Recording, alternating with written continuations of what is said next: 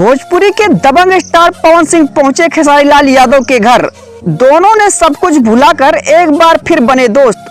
तो दोस्तों, अगर आप भी देखना चाहते हैं पवन सिंह का खेसारी लाल के घर वाला पूरा वीडियो, तो वीडियो को एक लाइक करिए और चैनल को सब्सक्राइब करना बिल्कुल ना भूलें। दोस्तों, भोजपुरी स्टार पवन सिंह और खेसारी लाल के बीच आए दिन विवाद होता रहता है। अभी कुछ समय पहले दोनों के बीच हुई कहासुनी को देखकर लगता था कि अब दोनों साथ में कभी नजर नहीं आएंगे।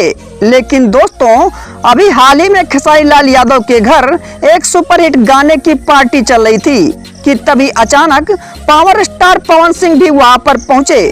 खेसारी लाल यादव ने पवन सिंह का स्वागत किया और दोनों ने काफी देर तक बातचीत भी की।